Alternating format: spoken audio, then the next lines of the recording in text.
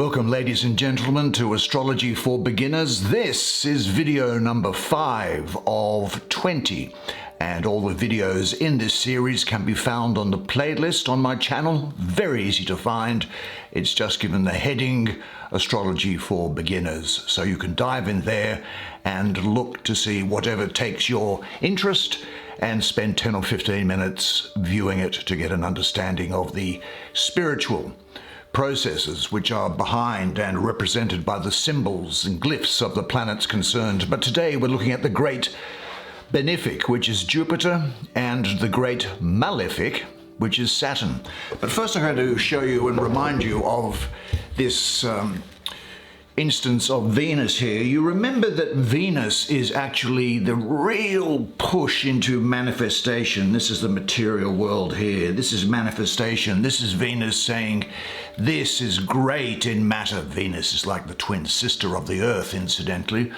But Venus is saying, I love matter. I love the world. Look what you get here. There's interesting things to see. There's interesting things to do. There are glamorous women and handsome men. And look at this wine. Look at this fantastic food. There's beauticians. There's everything going on. In fact, Venus can lead really to, well, to some self-indulgence in a sense, and certainly it's about self-gratification, but it's also about relationships, of course, and that's to do with matter. So what happens if you have this tremendous push into material things? Well, you get evolution of nature runs amok. It runs amok. There is the production of aspects of nature which serve no purpose, and the balance of nature, the balance of the universe, and you are entirely a part of the universe. You understand that, don't you? The universe is alive. You are an example of it. You are alive, and you are made up of the atoms that come from stars made in the universe. And so you typically are generally in fact, a universal being. Now, we are going to look at the planet of Jupiter, and that cross comes into play here again, and I use this form of showing you the planets because it's more personal, I find. Now, what we have here with Jupiter is a symbol which looks like this.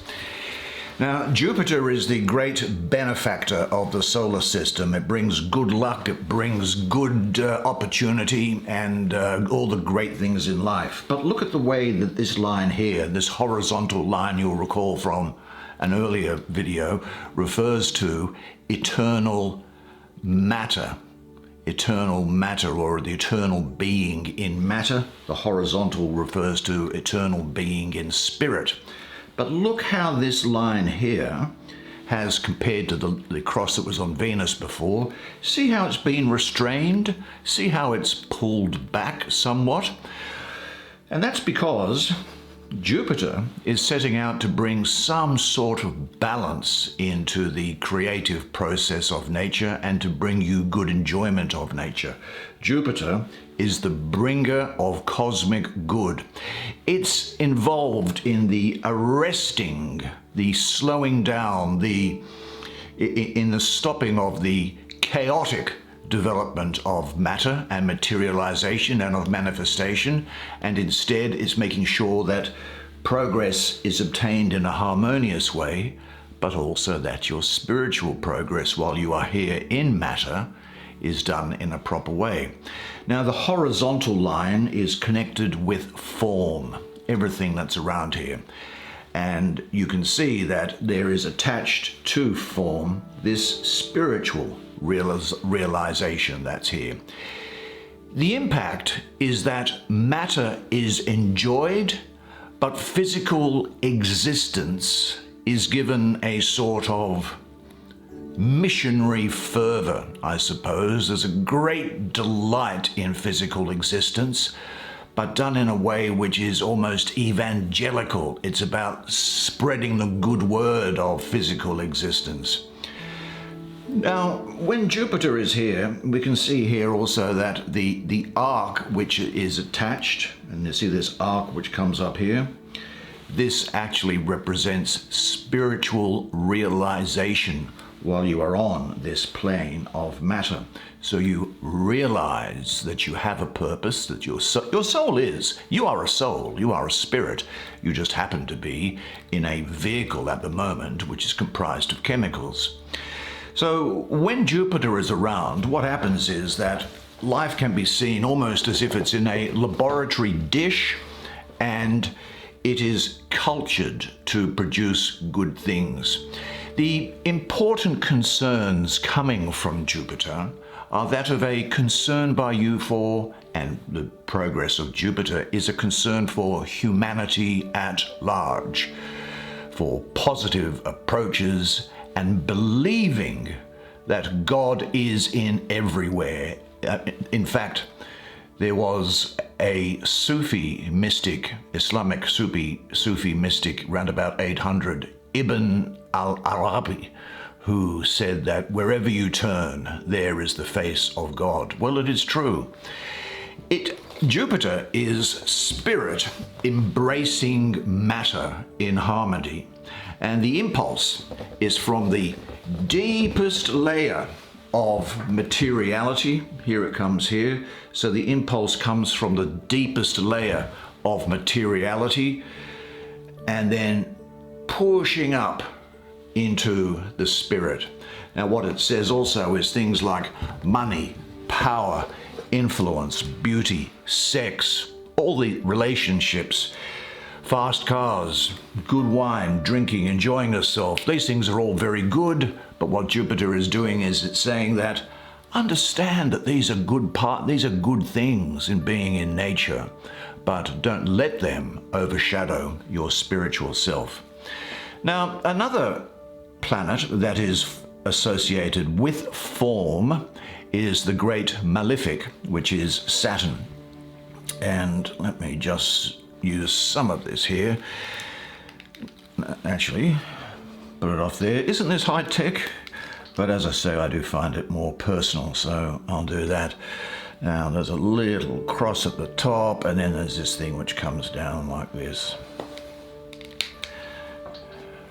You could probably do that better so it doesn't look like such a baby's drawing. Here is Saturn. Now, Saturn, this glyph of Saturn here, this is also concerned with matter, material life that you can see here. But see how it's much smaller? See how the cross is a much smaller thing? The material impulse, the importance of materiality, of material manifestation, is far more restrained under the influence of Saturn and as approached by Saturn. Saturn is a cross in which the vertical line is linked at the bottom with an arc that goes this way. Now, interestingly, you may recall from one of the earlier videos that I also did showed you something that you don't often see, which is the glyph of the planet Earth itself. Do you remember that? I can't remember which one it was in, but if you look at that, you can see that there is a connection here, because if you take that away, there is also an arc with this smaller cross underneath it. Now, like the planet, or like the symbol for the planet Earth, what the symbol Earth actually means is there is divine purpose in earthly manifestation. Well, the Saturn symbol shows divine pressure, right? Divine pressure on the evolving individual, that's you, divine pressure on the evolving individual to move in a spiritual direction. So here is the line of spirit, and not to get so concerned with matter, but to start to move and evolve in a spiritual direction. The arc to the right here is really the soul's pilgrimage during this life. And the soul's urge to move out here, when Saturn shows up, can be very painful.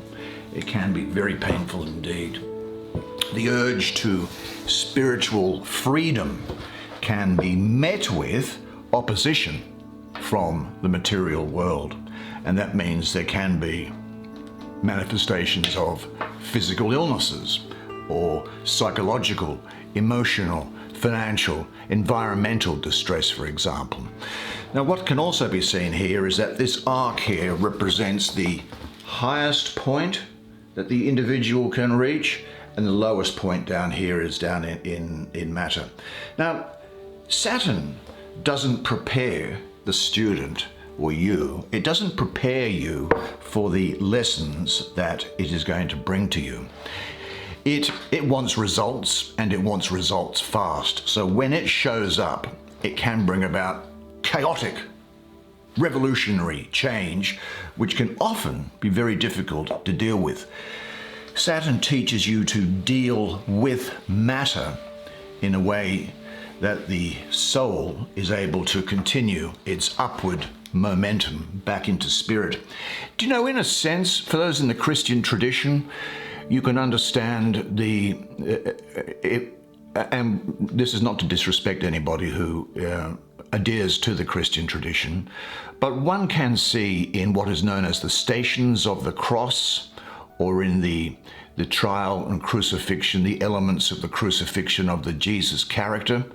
They are the trials through which the soul must go while it is here on earth.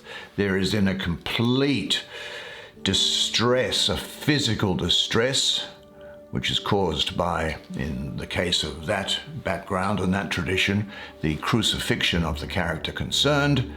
And then, of course, there is the resurrection of the spirit, of the soul, and reunification with God. That's what those glyphs mean. Now, not many people will tell you that, but that's what they do mean.